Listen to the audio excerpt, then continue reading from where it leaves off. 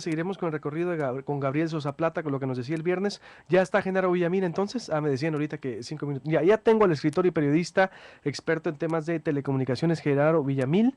Él es autor también del Sexenio de Televisa. ¿Qué es lo que no alcanzamos a ver en esta aprobación de la ley de telecomunicaciones? Estimado Genaro, buenos días.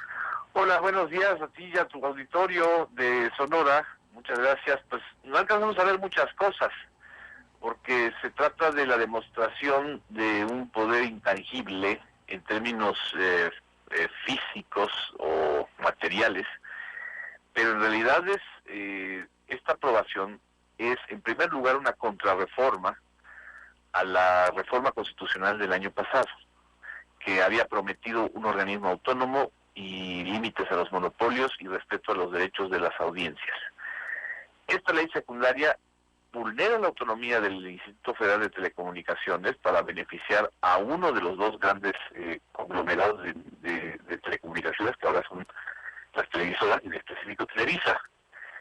En segundo, se le ponen reglas muy duras al monopolio telefónico que son necesarias, pero en lugar de medir con la misma vara al monopolio televisivo, se le dan muchos más beneficios al monopolio televisivo, a tal grado de que asfixian a los medios alternativos, asfixian y prácticamente desaparece la radio, por cierto. O sea, no hay ninguna medida de apoyo a la radio. Casi todo es hacia la televisión y sobre todo la televisión de paga, que es, digamos, el gran pastel que ahora Televisa y TV Azteca quieren dominar. Y en tercer lugar, la promesa de respetar los derechos de las audiencias prácticamente queda en letra muerta, porque ni se va a tener mejores contenidos ni pluralidad de medios, y mucho menos se van a defender los más elementales derechos de las audiencias, que es a tener una programación equilibrada, porque es prácticamente un permiso para que comercialicen más del 38% del tiempo de transmisión. Es decir, eso viene siendo entonces lo que nos han aprobado los senadores. No hay ningún apoyo, dices, a la radio, casi la desaparecen porque todo se va a la televisión, asfixian a los medios alternativos, es decir, todo se va a la televisión. ¿En qué sentido quieres, o bueno, algunos ejemplos, Genaro? Mira, la reforma constitucional creó la figura de concesiones únicas. A partir de esta reforma, supuestamente, ya no van a haber ni permisionarios ni concesionarios, sino solamente van a ser concesiones únicas.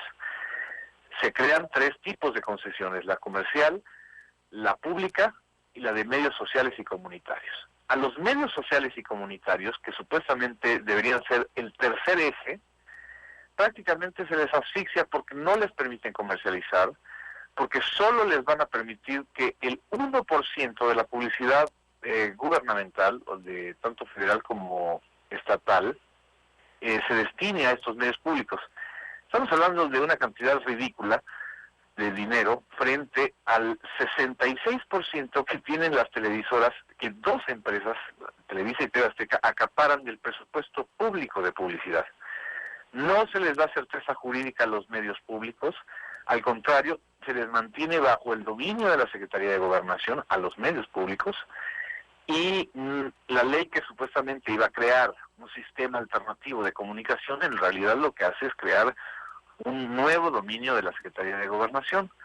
Eso, a final de cuentas, acaba por beneficiar al modelo comercial, y a las estaciones de radio no se les da ninguno de los beneficios que sí se les dan a las televisoras para poder avanzar en su proyecto de expansión hacia las telecomunicaciones, es decir, hacia el mercado del triple y el cuádruple play, hacia la televisión de paga, etcétera, ¿no?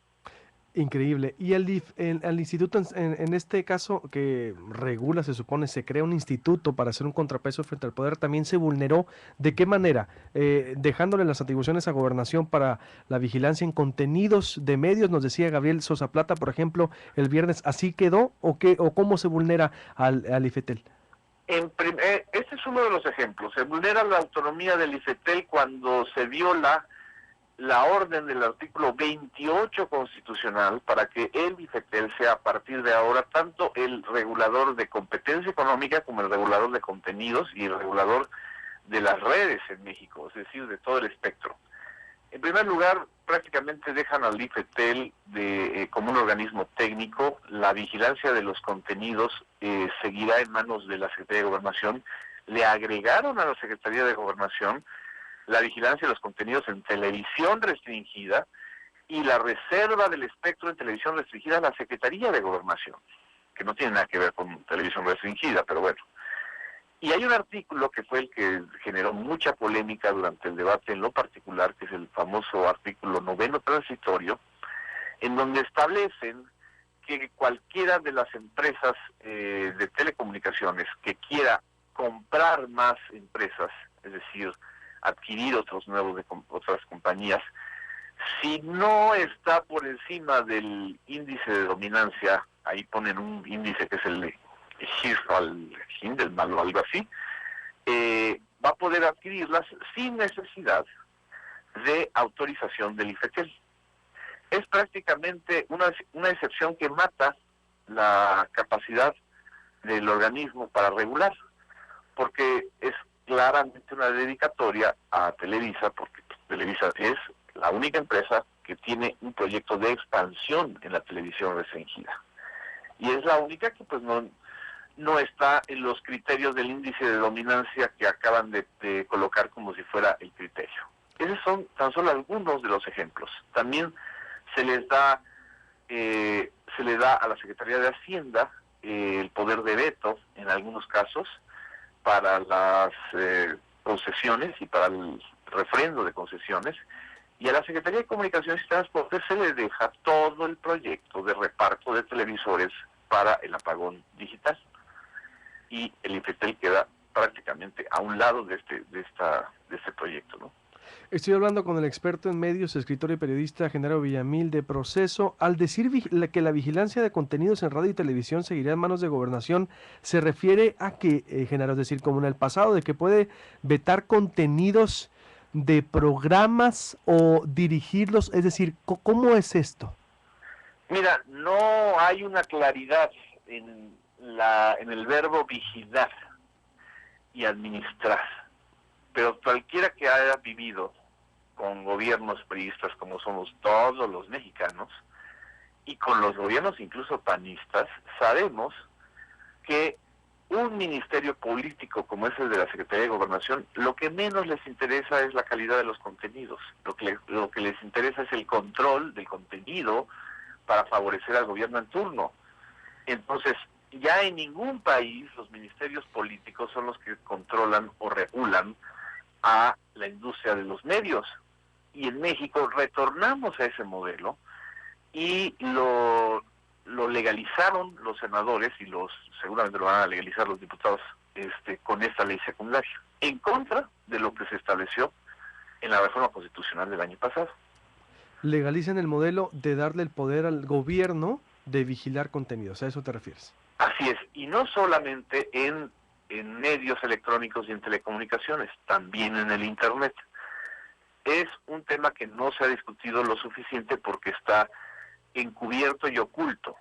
Hay un artículo que es el 189 y el 190, ambos pertenecen a un capítulo que se llama Colaboración con la Justicia, que le quitaron muchas cosas abiertamente represivas, pero le dejaron un candado muy peligroso.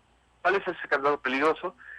Ordenan a las compañías proveedoras de servicios de telefonía móvil y de Internet, a las compañías, que durante 2 años tienen que resguardar los datos privados y la geolocalización de los usuarios por si alguna autoridad competente lo requiera.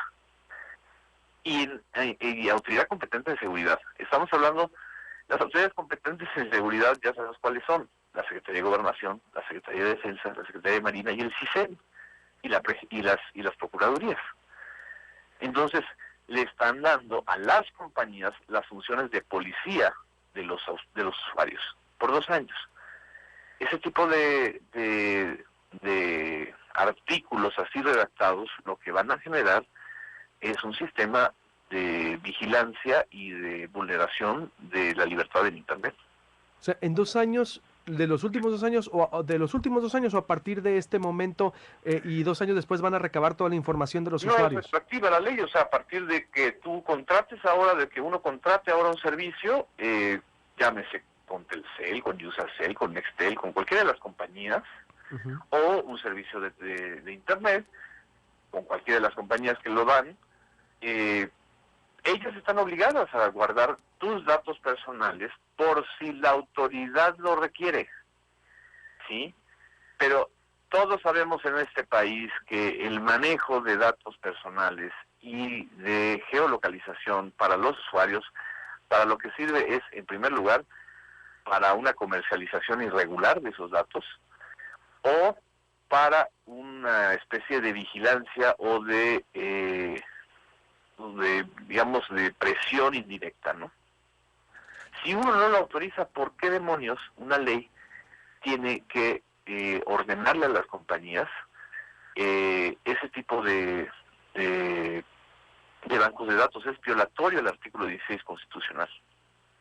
Es decir, y en este caso, pues si la autoridad ahorita lo pide, ya puede acceder a tus datos personales, domicilio, a lo que sea, es decir, sin ningún criterio más que pedirlo así, es decir, bajo ninguna justificación. Y no se los va a pedir al ciudadano, se los va a pedir a la compañía. Por eso, Genaro, pero es decir, bajo ninguna justificación, es decir, yo puedo decir, a ver, la autoridad puede decir a cualquier compañía, dame los datos de esta persona, los datos totales, sin justificar que esté siendo investigado o no. Exactamente. Esa es la arbitrariedad, entonces. Sin ninguna orden de juez alguno, ni orden judicial. Van a decir, bueno, y a mí me interesa que este ciudadano me digan dónde se ha movido durante los 2 últimos años, qué retiros bancarios ha hecho a través de su servicio en línea, financiero en línea, qué servicios médicos ha consultado, padece alguna enfermedad. Deme esos datos que están incluidos en los registros que cualquiera de nosotros hacemos en el manejo de nuestro Internet. El problema es que tienen que archivarlos durante 2 años. Eso es una mina de oro para el control. Obvio, plenamente. ¿Qué otras cosas, Genaro Villamil, periodista y escritor de Proceso, que no alcanzamos a ver porque